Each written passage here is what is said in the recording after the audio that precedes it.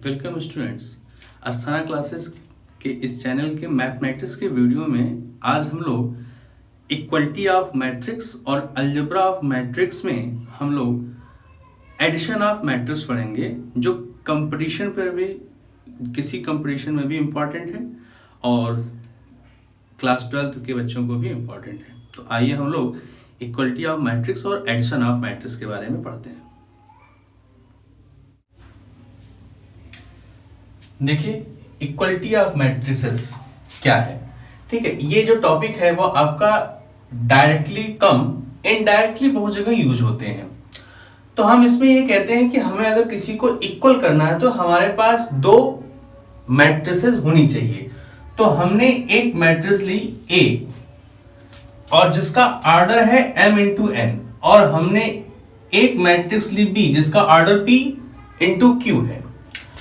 तो अगर ये दो मैट्रिक्स आपस में सेम होनी चाहिए तो उसके लिए आपके पास मिनिमम दो रिक्वायरमेंट होती हैं।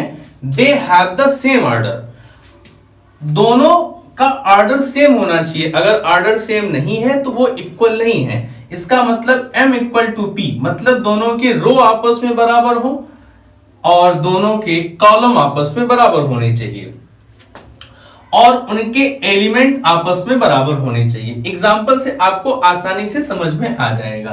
आप इधर देखिए तो दो रो है दो कॉलम, तो इनका जो रो ऑर्डर है वो 2 इंटू 2 का है और यहां पे जो मैट्रिक्स है उसका ऑर्डर भी 2 इंटू 2।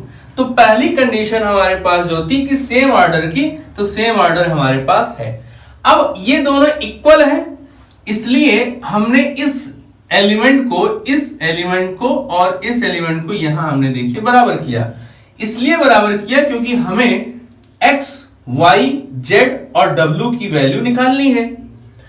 तो हमने x माइनस वाई को इसके करस्पॉन्डिंग एलिमेंट से हमने इक्वल कर लिया। 2x प्लस जेड को हमने 5 के इक्वल कर लिया। 2x माइनस वाई को हमने 0 के इक्वल कर लिया और 3x प्लस w को हमने 13 के इक्वल कर लिया। ये आपके बोर्ड एग्जाम में 1 नंबर का सवाल आता है। अब हमें इन सब की वैल्यू निकालनी है, तो हमने इस इक्वेशन को और इस इक्वेशन को जब एक पास रखा तो आपस में सब्ट्रैक्ट करेंगे तो हमें x की वैल्यू 1 मिलेगी, y की वैल्यू 2 मिलेगी और जब हम इस इक्वेशन में रखेंगे x की वैल्यू 1 तो 2 इंटू 2 ये 5 माइनस 2 तो z की वैल्यू 3 और जब हम यहां पे z की वैल्यू रखेंगे 3 इंटू 3 9 तो w इक्वल टू 4।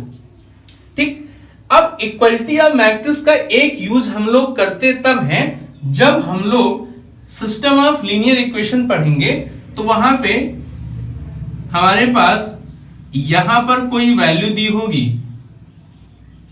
और हमें यहां पे x, y, z दिए होंगे, तो हम इक्वलिटी ऑफ मैट्रिक्स लगाकर ये कहेंगे कि x की वैल्यू ये होती है, y की वैल्यू ये होती है और z की वैल्यू ये होती है।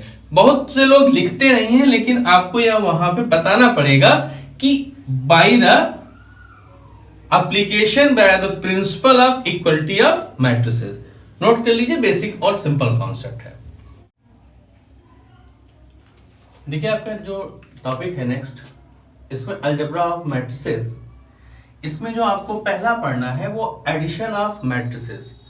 इट मींस हम दो मैट्रिक्स लेंगे और दो मैट्रिक्स आपस में ऐड करेंगे। तो ऐड करने के लिए हमने दो मैट्रिक्स ली A m इंटू n और हमने B लिया P इंटू Q, जिसका ऑर्डर ये डिफरेंट ऑर्डर थे। लेकिन हम ये कहते हैं कि अगर ये दो मैट्रिक्स को आपस में आपको ऐड करना है तो आप क्या करेंगे। आपके पास पहली कंडीशन जो आपको इक्वलिटी ऑफ मैट्रिसेस में थी कि they have the same order, ठीक यहीं पर पहली जो प्रॉपर्टी है they have the same order. तो ऑर्डर इनका सेम होना चाहिए। जैसे मैंने एग्जांपल लिया और इस एग्जांपल में मैंने ये मैट्रिक्स ली जिसमें 2 इंटू 2 की है। आप 3 इंटू 2 की भी ले सकते हैं, 3 इंटू 3 की भी ले सकते हैं और हमने दूसरी मैट्रिक्स भी 2 इंटू 2 की ली। अगर इसमें से ऑर्डर में से कोई भी एक चेंज हो जाए तो ये ऐड नहीं हो सकता। तो अब अगर हम इनको आपस में ऐड करते हैं तो ऐड करने के लिए हमको क्या करना है, आप इस करस्पॉन्डिंग टर्म को और इस करस्पॉन्डिंग टर्म को आपस में ऐड करके लिखेंगे। फिर हम इस करस्पॉन्डिंग टर्म को इस करस्पॉन्डिंग टर्म से ऐड करेंगे, फिर हम इस करस्पॉन्डिंग टर्म को इस करस्पॉन्डिंग टर्म से ऐड करेंगे, और फिर हम इस -3 को हम इस 4 से ऐड करेंगे, और हमारे पास जो रिजल्टेंट ऑर्डर आएगा वो भी 2 into 2 का ही आएगा। मैंने जैसे यहां बताया, चाहे आप m into n लिखें चाहे p into q लिखें।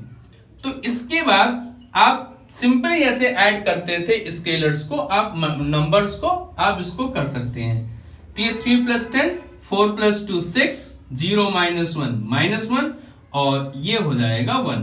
तो ये आपके अलजेब्रा ऑफ मैट्रिक्स में पहला एडिशन ऑफ मैट्रिक्स है, और ये एक सिंपल कॉन्सेप्ट है। सिंपल आपको ऐड करना है, लेकिन आपको एक बात ध्यान देनी होती है यहां पर कि आपको ऑर्डर ध्यान देना है। कभी कभी वो आपसे ऐसा सवाल पूछ लेते हैं कि आपको एक ऑर्डर दिया गया 3 into 3 का और बी दिया गया 3 into 2 का, और आपसे कहा गया आप उसको ऐड करके बताइए।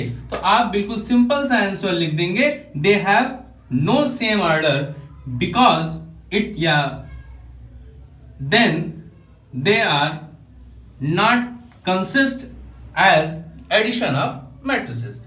आप इनको ऐड नहीं कर सकते, ठीक है, नोट कर लीजिए। यदि अभी तक आपने हमारे चैनल को सब्सक्राइब नहीं किया तो सब्सक्राइब करिए और रेगुलर नोटिफिकेशन के लिए बेल आइकन दबाइए। धन्यवाद।